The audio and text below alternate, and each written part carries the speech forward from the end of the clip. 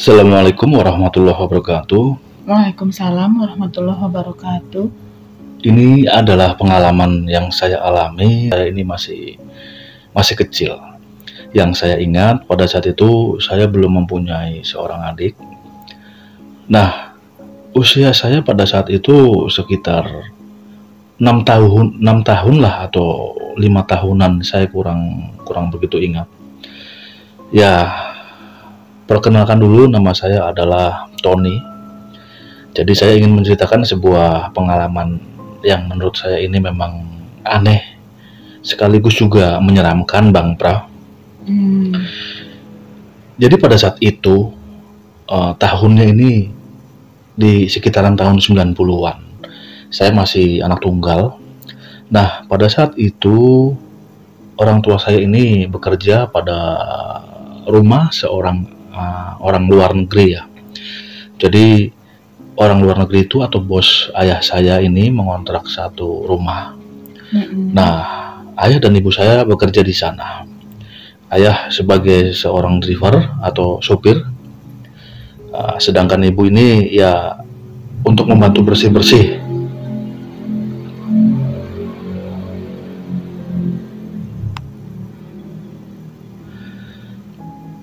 Ayah saya bekerja sebagai seorang supir, sedangkan ibu ya bekerja sebagai istilahnya asisten rumah tangga. Lokasi memang berada di daerah Jakarta. Namun pada saat itu ya kondisinya masih sangat belum seramai sekarang. Apalagi lokasinya ini berada di sebuah komplek yang lumayan mewah. Jadi tidak semua orang mungkin bisa mengontrak atau menyewa di daerah sana karena memang harganya mahal. Nah, kemudian jadi pada saat itu karena memang saya masih kecil ya, belum begitu paham.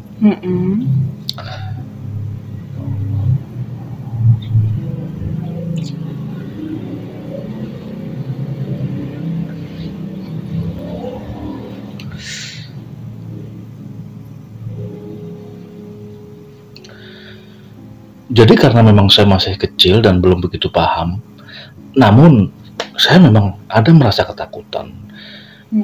Anehnya begini, jadi kalau siang hari itu kan yang tinggal di rumah tersebut, yang rumah ini ukurannya besar, itu hampir 200 meter persegi dengan tingkat satu. Itu full dengan kolam renang yang ada di belakang rumah. Kolam renang dan taman, dan itu dikelilingi oleh sebuah pagar yang tinggi. Nah, kalau siang hari itu hanya saya dan ibu saya yang memang berada di rumah tersebut. Sedangkan ayah saya itu ya bekerja mengantarkan bos. Saya awalnya memang tidak begitu ngeh atau paham dengan kejadian-kejadian tersebut ya karena mungkin faktor usia ya, karena saya masih kecil. Nah, ini kadang-kadang saya sering tuh melihat ibu saya itu tiba-tiba lari ke arah saya. Nah, saya langsung digendong. Kemudian ibu saya ini langsung keluar rumah. Dan itu kejadian tidak hanya sekali, itu sering. Ya saya bingung ada apa, tapi ya karena memang masih kecil ya, saya belum paham. Baru kemudian setelah beberapa waktu ini masuk kembali. Dan itu hampir setiap hari terjadi. Nah, yang menyeramkan itu kalau ini versi ibu saya ya, kalau sudah maghrib, lampu itu dinyalakan semua. Ini sebelum maghrib ibu saya selalu menyiapkan istilahnya minuman atau makanan tuh di kamar. Jadi jangan sampai ini ke dapur.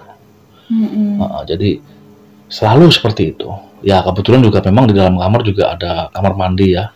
Jadi tanpa pergi ke luar ruangan atau luar kamar. Nah, pernah itu satu sore itu mau maghrib. Saya kondisinya masih di ruang tamu yang memang ukurannya luas. Saya mendengar bel. Saya masuk ke depan, ke pintu depan yang ukurannya jauh dari ruang tamu. Nah, kemudian saya keluar. Nah, saya lihat tahu-tahu ayah saya sudah ada di dalam teras dekat tempat mobil parkir itu, garasi. Yang garasinya padahal sudah di dalam, istilahnya di dalam pintu gerbang. Saya sapa. Namun ketika disapa ya ayah saya hanya diam saja. Nah kemudian saya pun lari ke belakang, ngasih tahu ke ibu saya, Bu, Bapak udah ada di depan kata dia. Ya, ibu saya kaget karena memang dari pagi itu kan memang sebelum berangkat bilang bahwa hari ini istilahnya tidak pulang karena ada acara gitu, mengantar bapak istilahnya. Dan betul memang ketika dilihat ke depan itu tidak ada siapa-siapa, yang ada hanya keremangan di jalan di depan rumah itu. Ya walaupun komplek memang kondisinya sepi sekali. Nah itu salah satunya seperti itu. Nah ada juga kejadian itu kalau malam hari ya, ini tiba-tiba suara di dapur tuh ada suara orang seperti memasak, seperti ada suara air mengalir itu. Nah kalau ada ayah saya itu, ibu saya tenang, karena ayah saya kan pemberani. Dan pernah satu kejadian seperti itu. Nah pas dicek ternyata kamar mandi itu kering, kamar mandi yang dekat dapur itu kering, tidak ada apa-apa.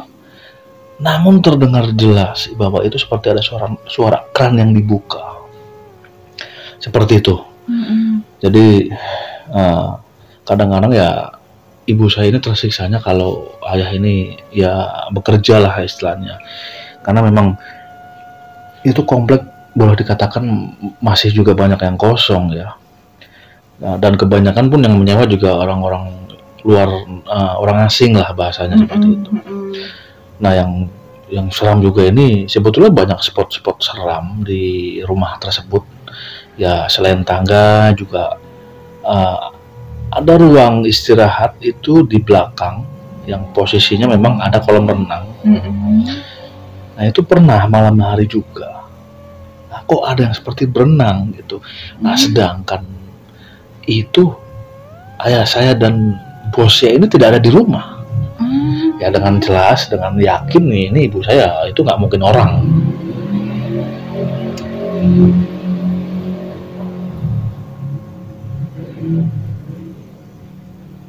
Jadi ya seperti itu Bang Pra, kejadian itu sangat-sangat membuat tidak nyaman ketika ayah saya ini bekerja. Namun begini juga yang aneh ya, kalau melihat dari sisi bos, entah karena mungkin dia juga orang asing atau memang tidak percaya dengan hal-hal goib.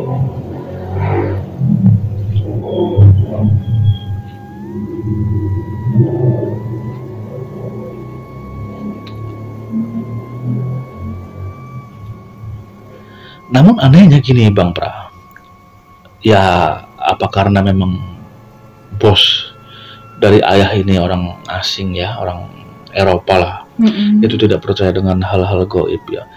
Dia ini seperti fan-fan saja, tidak ada merasa terganggu, bahkan lebih cenderung nyaman ya. Jadi ya mungkin apa memang yang diganggu itu orang kita istilahnya gitu. Namun semua itu ya akhirnya terungkap bahwa sebetulnya itu pernah bos ini cerita sama ayah. Jadi intinya bahwa kalau bahasa sininya, apa kamu percaya dengan setan? Bos ini bertanya kepada ayah saya. Ya ayah saya pun bilang, ya percaya pak, namanya walaupun tidak terlihat, namun mereka kan ada. Nah, bos ini bilang lagi, atau lebih tepatnya bertanya, tapi yakinkah kalau memang setan itu ada ya? Karena saya itu orangnya kan istilahnya menggunakan logika. Sampai ada istilahnya itu hal-hal yang aneh saya lihat pun saya pikirkan secara logika. Itu seperti itu bos ayah saya. Sampai dia akhirnya pun cerita bahwa dia mengalaminya begini, bahwa satu malam ketika ini sama-sama pulang dari kantor ya, ketika ayah saya itu masuk ke ruang berbeda. Nah bos ini kan memang istilahnya punya pemisah istilahnya rumah dia dengan ruangan yang memang dihuni oleh ayah dan ibu saya, ada pemisah. Nah, ketika masuk ke ruang utama itu, dia ini melihat seperti seorang perempuan. Aneh, kata dia, ini perempuan dari mana gitu. Namun ya ketika dia menengok lagi atau berkedip, sosok itu sudah tidak ada. Ya dia berpikiran seperti itu, dia bilang gini, mungkin hanya halusinasi gitu. Sampai pada akhirnya dia mengalami itu ketika sudah malam hari, dan ketika sedang posisi tidur dia tiba-tiba sesak nafas. Itu si bos sesak nafas. Ya ketika akan bangun, ini bos ini seperti kesusahan. Dan ketika membuka mata, ternyata di atas dada bos ini seperti ada seorang perempuan yang menduduki dada beliau. Ini susah payah istilahnya bangun sambil ingin mendorong, namun seperti mendorong angin. Sampai pada akhirnya dia ini berhasil bangun. Nah, ya itulah akhirnya hal yang membuat si bos ini bertanya kepada ayah saya, apakah memang setan itu ada. Nah, namun ya karena memang orang asing ini ya boleh dikatakan cuek atau gimana ya, bahwa kadang-kadang ya mereka selalu menggunakan logika gitu. Pernah juga ada kejadian bahwa itu ada yang mandi di kamar, di ruangan beliau ini kan ada kamar mandi di dalam ya. Ini seperti ada mandi sambil berdendang. Ya suaranya perempuan. Dia kaget dan lupa bahwa memang sebelumnya itu pernah melihat sosok perempuan juga. Dan ketika dibuka pintu itu kosong. Bahkan air pun ya tenang, tidak bergoyang layaknya kalau bak ini habis diambil air, itu tidak. Jadi seperti itu, bahwa ternyata ya bos ini juga mengalami hal-hal yang aneh. Namun ya itu tadi, dia ini lebih menggunakan logika. Walaupun dia ini menjelaskan ada perasaan yang aneh, perasaan yang dikatakan takut dan mencekam, itu kata bos. Ya karena ayah saya juga ya bukan si pemberani sekali ya, namun karena terpaksa, karena memang daripada dia tidak bekerja, ya rasa ketakutan itu pun dilawan. Ya, jadi ternyata begini Bang Pra kejadiannya. Jauh sebelum ibu saya dan ayah saya bekerja di rumah itu, rumah itu kosong sekitar 15 tahun. Rumah itu dulunya katanya masih punya orang Belanda. Nah, ada satu kejadian tragis yang terjadi di rumah itu. Jadi rumah itu pernah ada kejadian bunuh diri. Seorang perempuan, ya perempuan orang luar juga, seperti noni lah. Namun ini kejadiannya ya di kisaran tahun 50-60. Itu pun cerita juga didapat oleh security ya, security komplek tersebut. Karena apa?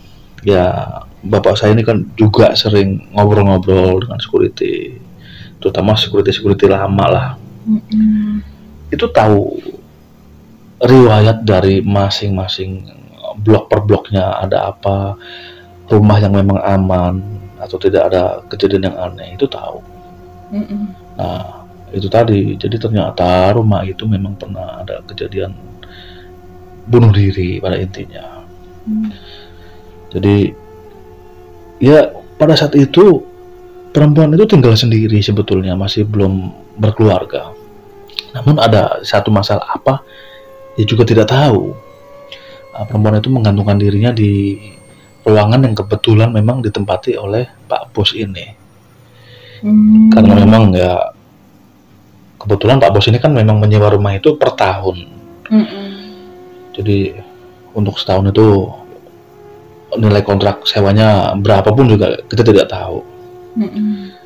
Nah, jadi ternyata juga ini hal-hal tidak hanya di malam hari, di siang hari juga sama. Banyak kejadian-kejadian aneh.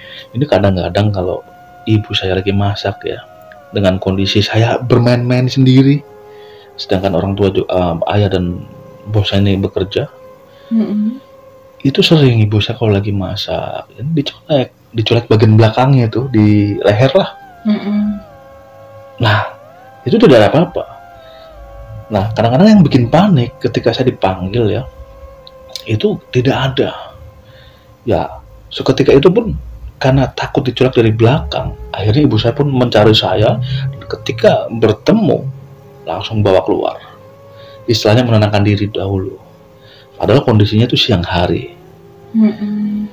Jadi kalau digambarkan itu seperti rumah gaya Eropa. Dengan tembok yang wallpaper yang warnanya agak suram ya, banyak barang-barang antik, lemari-lemari yang terbuat dari kayu furnitur jati, banyak juga lukisan-lukisan yang memang antik lah, patung-patung itu banyak, baik patung kayu ataupun patung perunggu dan sejenisnya. Ya memang karena rumah itu juga terlalu besar ya, jadi matahari ini tidak masuk ke dalam rumah. Jadi memang hawa siang dan malam pun sama. Bahkan kadang-kadang seperti tercium aroma tertentu yang seperti rasanya tuh bahasanya apa ya, ngap atau begal lah istilahnya kalau untuk kita hirup gitu. Sumpek lah ya, seperti itu. Nah pernah juga ada kejadian. Jadi rupa-rupanya ayah saya ini punya kawan yang memang memiliki kemampuan. Nah, akhirnya diajak rumah. Ini sampai geleng-geleng kepala. Karena kalau menurut penuturan beliau ini itu sangat banyak sekali. Sangat banyak sekali penghuninya. Dan ternyata memang ucapan yang tempo hari itu Pak Security atau Pak Satpam memang betul. Itu dulunya memang ada kejadian. Karena kawan dari ayah saya ini melihatnya pernah, dan sosok perempuan itu tetap masih ada di kamar yang ditiduri oleh bos ayah saya. Nah itu ya sebetulnya ini tidak jahil ya, namun seperti rasa kesepian, rasa menyesal, atau rasa seperti terbelenggu di dalam waktu yang lama. Kalau kata orang itu tidak diterima lah istilahnya ya. Ya walau alam itu kata orang seperti orang pintar. Nah, sosok ini sebetulnya minta disempurnakan. Ya banyak yang dikasih tahu oleh beliau. Namun ya malah setelah dikasih tahu malah jadi takut. Karena jadi tahu per lokasinya ini apa, penghuninya apa, segala macam. Dan akhirnya karena memang pada puncaknya itu sudah tidak kuat lah. Dan kebetulan juga memang sudah orang asing atau bos dari ayah saya ini sudah habis kontrak dan tidak dilanjutkan lagi. Ya akhirnya pun ayah saya dan ibu saya juga akhirnya berhenti dari tempat tersebut dan mencari lokasi lain yang kebetulan memang pada saat itu langsung dapat tawaran. Jadi itu Bang Pra yang pernah saya alami dahulu. Ya lokasinya di Jakarta sih lah, tapi saya tidak bisa menyebutkan titik tepatnya. Kalau saya sekarang melihat ke sana ya masih ada ya, tapi memang sudah berubah jauh. Banyak bangunan yang sudah berbeda sekali dengan bangunan-bangunan yang pada saat kecil saya itu ada. Ya, demikian itu Bang Pra, pengalaman masa kecil yang menurut saya itu unik lah. Karena ya itu tadi, walaupun saya masih kecil namun tidak merasa takut ya. Jadi kadang-kadang memang ya hanya aneh aja gitu. Jadi seolah aneh lah gitu. Ya demikian Bang Pra. Wassalamualaikum warahmatullahi wabarakatuh. Waalaikumsalam warahmatullahi wabarakatuh.